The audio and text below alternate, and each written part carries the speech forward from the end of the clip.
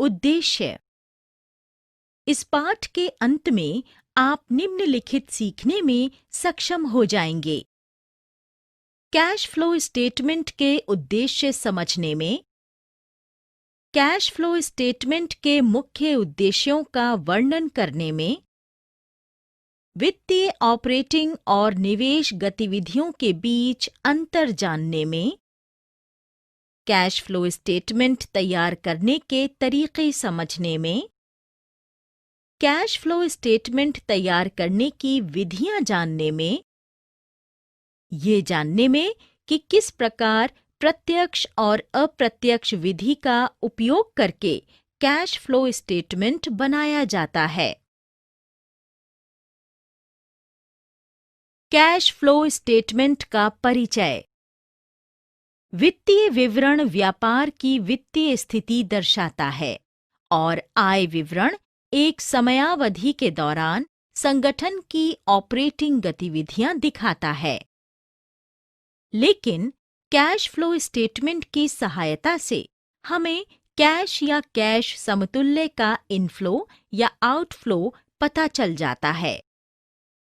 जून 1981 में भारतीय chartered accountants संस्थान ICAI द्वारा जारी लेखांकन मानक 3 AS3 के अनुसार सभी सूचीबद्ध कंपनियों के लिए सालाना अन्य वित्तीय विवरण के साथ कैश फ्लो स्टेटमेंट तैयार करना और प्रस्तुत करना अनिवार्य है।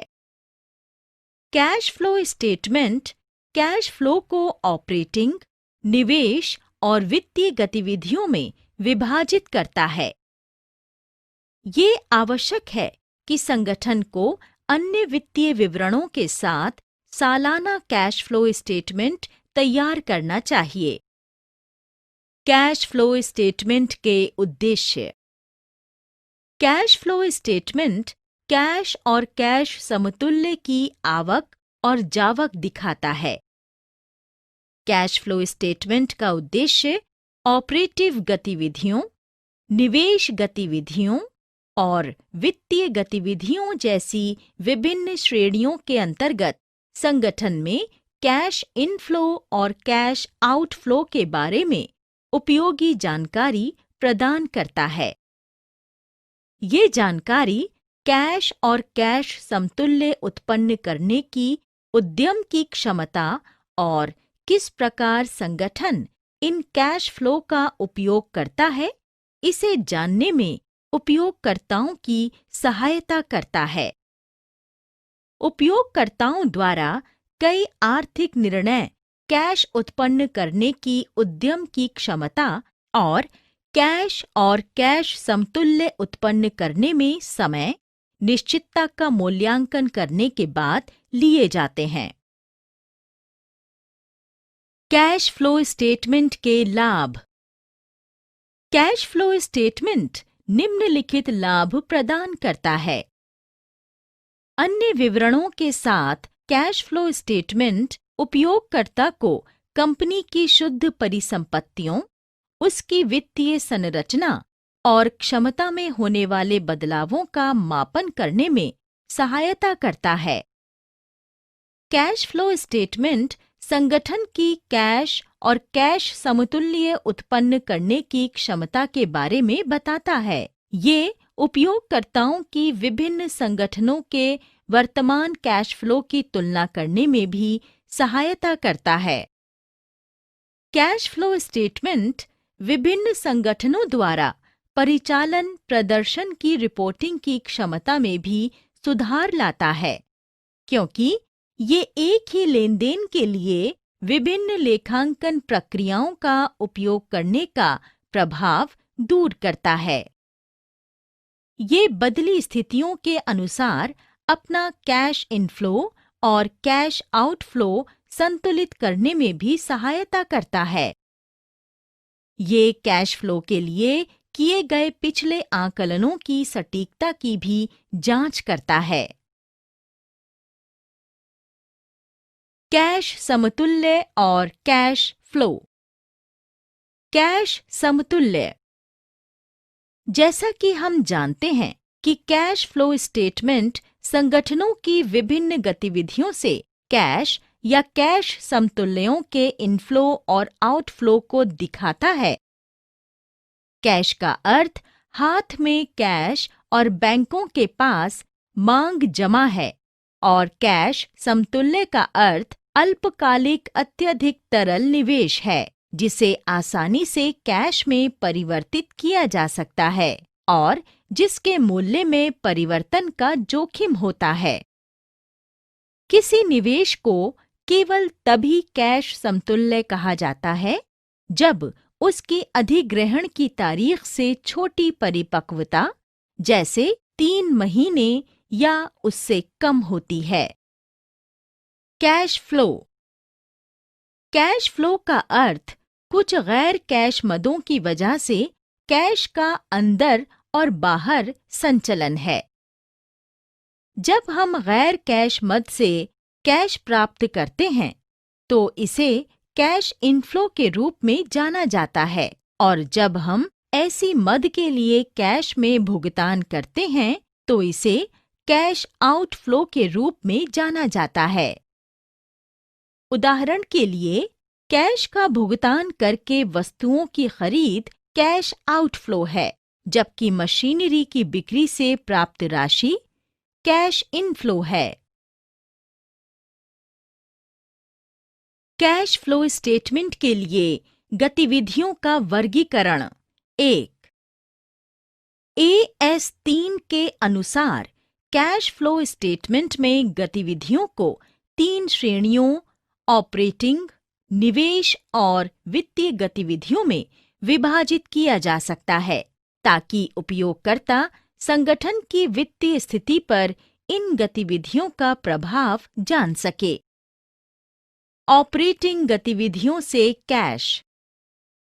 ऑपरेटिंग गतिविधियां वे गतिविधियां होती हैं जिनमें संगठन की प्राथमिक गतिविधियां शामिल होती हैं, जैसे विनिर्माण में लगी व्यावसायिक इकाई के लिए ऑपरेटिंग गतिविधियां विनिर्माण लागत, कच्चे माल का खर्च, कपड़े की बिक्री है।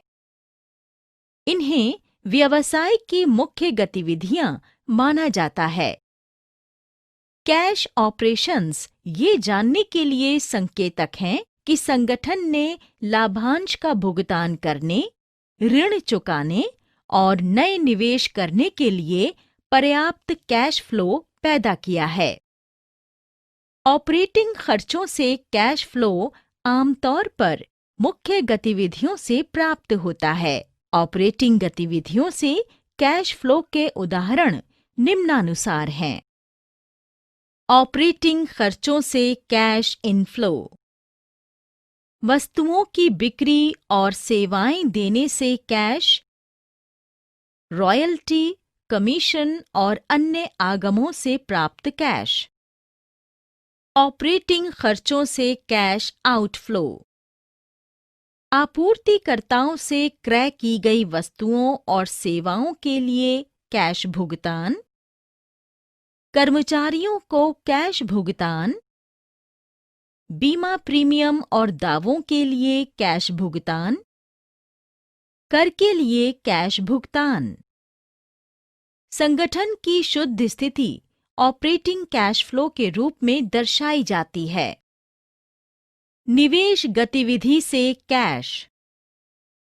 AS 3 ने निवेश गतिविधियों को दीर्घकालिक परिसंपत्तियों और अन्य परिसंपत्तियों को निपटाने के रूप में परिभाषित किया है, जो कैश समतुल्यों में शामिल नहीं होती हैं। निवेश गतिविधियों में लंबी अवधि की परिसंपत्तियों और स्थायी परिसंपत्तियों जैसे मशीनरी, भूमि, भवन और फर्नीचर इत्यादि की बिक्री और खरीद शामिल हैं। कैश फ्लो स्टेटमेंट के लिए गतिविधियों का वर्गीकरण। निवेश गतिविधियों से कैश आउटफ्लो। स्थायी मूर्त के साथ साथ अमूर्त परिसंपत्तियां प्राप्त करने के लिए कैश भुगतान। शेयरों, ऋण विपत्रों और वारंटों के लिए किया गया कैश भुगतान, तृतीय पक्ष को कैश अग्रिम और भुगतान किए गए ऋण, निवेश गतिविधियों से कैश फ्लो, स्थायी परिसंपत्तियों का निपटान करने से प्राप्त कैश, तृतीय पक्ष को दिए गए ऋणों या अग्रिमों के पुनर्भुगतान से प्राप्त कैश, शेयरों और डिबेंचर वारंटों के निपटान से प्राप्त कैश, ऋणों और अग्रिम के लिए कैश में प्राप्त ब्याज, निवेश से प्राप्त लाभांश, वित्त पोषण गतिविधियों से कैश। वित्त पोषण गतिविधियों से कैश में उद्यम की पूंजी या दीर्घकालिक निधि शामिल है, जैसे इक्विटी शेयर और डिबेंचर जारी करने से प्राप्त कैश, ऋण पुनर्भुगतान इत्यादि। AS3 वित्त पोषण गतिविधियों को ऐसी गतिविधियों के रूप में परिभाषित करता है जिससे स्वामी की पूंजी और संगठन की उधारी बदलने में मदद मिलती है। वित्त पोषण गतिविधियों से कैश इनफ्लो, शेयर और डिबेंचर जारी करने से प्राप्त कैश, ऋण, बॉन्ड और अन्य लघु या दीर्घकालिक अवधि की उधारियां जारी करने से प्राप्त कैश। वित्त पोषण गतिविधियों से कैश आउटफ्लो, उधार ली गई राशि का कैश पुनर्भुगतान, डिबेंचर और दीर्घकालिक ऋण पर भुगतान किया गया ब्याज, शेयरों पर भुगतान किया गया लाभांश। कुछ पेकुलियर आइटम्स का उपचार। असाधारण मदें। ये मदें नियमित मदें नहीं हैं, बल्कि प्रकृति में गैर आवर्ती हैं, जैसे चोरी या बाढ़ के कारण हानि। इनकी प्रकृति और वर्तमान और भविष्य के कैश फ्लो पर प्रभाव समझने में उपयोगकर्ता की सहायता करने के लिए इन मदों से अलग से व्यवहार किया जाना चाहिए। ब्याज और लाभांश। ऐसे संगठनों के मामले में जिनका व्यवसाय उधार देना या उधार लेना है, प्राप्त या भुगतान किया गया ब्याज या प्राप्त लाभांश ऑपरेटिंग गतिविधि है, जबकि भुगतान किए गए लाभांश को वित्तीय गतिविधि माना जाता है। आय और लाभ पर कर। कर आय पर, पूंजीगत लाभ या लाभांश पर कर हो सकता है। AS3 निर्दिष्ट करता है कि ऑपरेटिंग लाभ पर कर को ऑपरेटिंग कैश फ्लो माना जाना चाहिए। लाभांश पर भुगतान किए गए कर को वित्त पोषण गतिविधि माना जाना चाहिए। पूंजीगत लाभ पर भुगतान किया गया कर निवेश गतिविधि माना जाना चाहिए। गैर कैश लेन देन। AS3 के अनुसार जिन गतिविधियों में कैश या कैश समतुल्य शामिल नहीं है, उन पर कैश फ्लो स्टेटमेंट में विचार नहीं किया जाता है। इक्विटी शेयर जारी करके डिबेंचरों के रिडेम्पशन की तरह ये लेनदेनों खाता बही में कहीं और प्रदर्शित किया जाना चाहिए। ऑपरेटिंग गतिविधियों से कैश फ्लो पता लगाना। प्रत्यक्ष विधि। AS3 के अनुसार ऑपरेटिंग गतिविधियों से कैश फ्लो की गणना करने की दो विधियां हैं। एक, प्रत्यक्ष विधि। इस विधि के अंतर्गत कैश इनफ्लो और कैश आउटफ्लो की मुख्य मदों पर विचार किया जाता है। मदों को लाभ और हानि विवरण में संचित आधार पर दर्ज किया जाता है। इसलिए इन मदों को नकद आधार में बदलने के लिए कुछ समायोजन किए जाते हैं, जैसे ग्राहकों से कैश प्राप्ति बराबर ऑपरेशन से आगम जमा आरंभ में व्यापार प्राप्य घटाव अंत में व्यापार प्राप्य।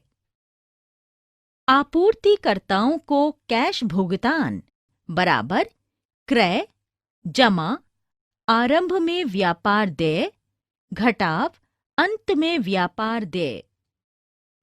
क्रय बराबर ऑपरेशन से आगम की लागत घटाव उद्घाटन माल सूची जमा समापन सूची। कैश खर्च बराबर संचित आधार पर खर्च जमा आरंभ में प्रीपेड खर्च और अंत में बकाया खर्च घटाव अंत में प्रीपेड खर्च और आरंभ में बकाया खर्च। AS 3 के अनुसार प्रत्यक्ष विधि के अंतर्गत सकल कैश प्राप्तियों और कैश भुगतान की प्रमुख श्रेणियों के बारे में जानकारी प्राप्त की जा सकती है। या तो संगठन के लेखांकन विवरण से या ऑपरेशंस से आगम लागत और निम्नलिखित के लिए लाभ और हानि विवरण में अन्य मदों में समायोजन करके उस अवधि के दौरान माल सूची और व्यापार प्राप्तियों और देय में परिवर्तन, अन्य गैर कैश मदें, अन्य मदें जिनके लिए कैश फ्लो का वित्त पोषण किया जाता है। ऑपरेटिंग गतिविधियों से कैश फ्लो पता लगाना अप्रत्यक्ष विधि। अप्रत्यक्ष विधि ऑपरेटिंग गतिविधि से कैश फ्लो की गणना करने की अप्रत्यक्ष विधि शुद्ध लाभ और हानि से शुरू होती है, क्योंकि इसमें संगठन पर ऑपरेटिंग गतिविधि का प्रभाव शामिल होता है। लाभ का विवरण संचित आधार पर न कि नकद आधार पर आधारित होता है। इसमें कई गैर ऑपरेटिंग मदें भी शामिल होती हैं, जैसे ब्याज भुगतान, स्थायी परिसंपत्तियों की बिक्री पर लाभ और हानि।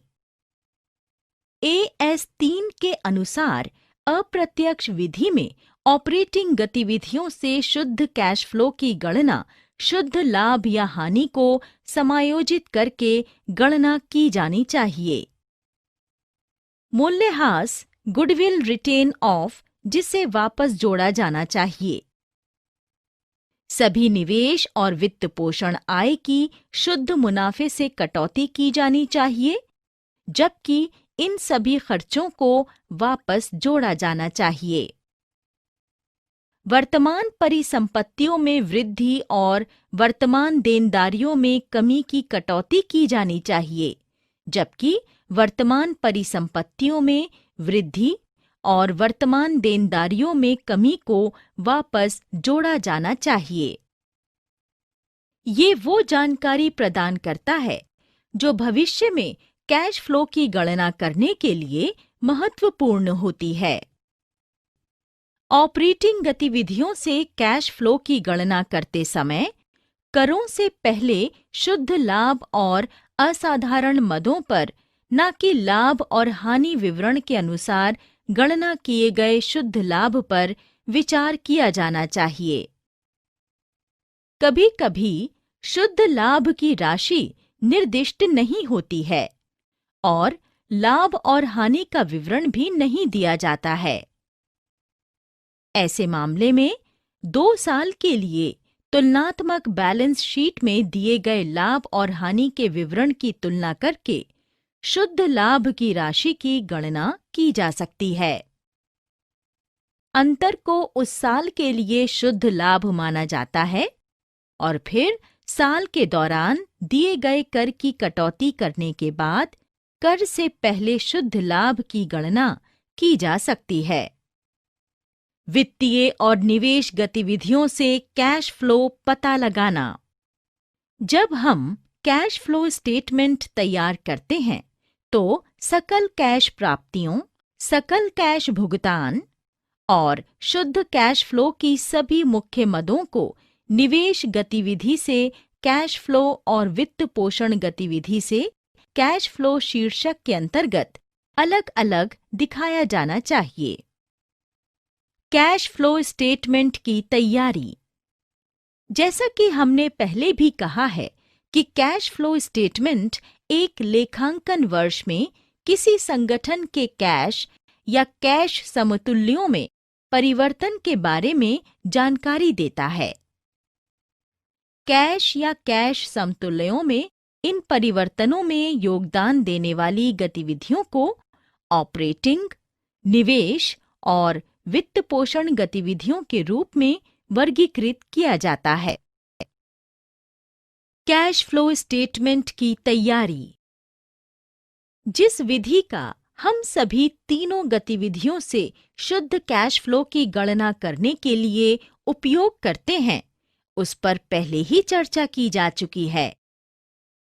कैश फ्लो स्टेटमेंट तैयार करते समय शुद्ध कैश फ्लो सहित निर्धारित शीर्षक के अंतर्गत इनफ्लो और आउटफ्लो का पूरा विवरण दिया जाता है। कुल शुद्ध कैश फ्लो की गणना, जैसा कि दर्शाया गया है, कैश या कैश समतुल्य में शुद्ध वृद्धि या कमी के रूप में की जाती है। इसके बाद आरंभ में कैश या कैश समतुल्यों की राशि जोड़ दी जाती है और वर्ष के अंत में कैश या कैश समतुल्य की राशि की गणना की जाती है। ये राशि वही होती है जैसा कि हाथ में कैश या बैंक में कैश या बैलेंस शीट में कैश समतुल्य की कुल राशि के रूप में दिखाया जाता है। एक अन्य बिंदु जिस पर विचार किए जाने की आवश्यकता होती है वो ये है कि जब अप्रत्यक्ष विधि के माध्यम से ऑपरेटिंग गतिविधियों के लिए कैश फ्लो की गणना की जाती है तो स्वयं स्टेटमेंट को अप्रत्यक्ष विधि कैश फ्लो स्टेटमेंट के रूप में जाना जाता है।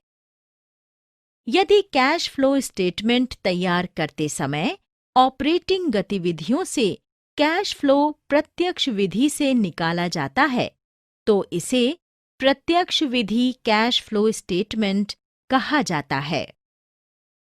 जब तक इसका स्पष्ट रूप से उल्लेख न किया गया हो कि किस विधि का उपयोग किया जाना है, तो कैश फ्लो स्टेटमेंट अधिमानतः अप्रत्यक्ष विधि द्वारा तैयार किया जा सकता है, जैसा कि व्यवहार में ज्यादातर कंपनियों द्वारा किया जाता है। सारांश। हमने जो कुछ सीखा है उसे संक्षेप में दोहराएं। Cash flow statement cash flow को ऑपरेटिंग, निवेश और वित्तीय गतिविधियों में विभाजित करता है। कैश फ्लो स्टेटमेंट का उद्देश्य ऑपरेटिंग गतिविधियों, निवेश गतिविधियों और वित्तीय गतिविधियों जैसी विभिन्न श्रेणियों के अंतर्गत संगठन में कैश इनफ्लो और कैश आउटफ्लो के बारे में उपयोगी जानकारी प्रदान करता है। अन्य विवरणों के साथ कैश फ्लो स्टेटमेंट कंपनी की शुद्ध परिसंपत्तियों, उसकी वित्तीय संरचना और क्षमता में परिवर्तनों का मापन करने में उपयोगकर्ता की सहायता करता है। कैश का मतलब हाथ में कैश और बैंकों में मांग जमा है और कैश समतुल्य का मतलब अल्पकालिक अत्यधिक तरल निवेश है जिसे आसानी से कैश में परिवर्तित किया जा सकता है और जिसके मूल्य में परिवर्तन का जोखिम होता है। निवेश को केवल तभी कैश समतुल्य कहा जाता है जब उसकी अधिग्रहण की तारीख से छोटी परिपक्वता, जैसे 3 महीने या उससे कम होती है। कैश फ्लो का अर्थ कुछ गैर कैश मदों की वजह से कैश का अंदर और बाहर सर्कुलेशन है।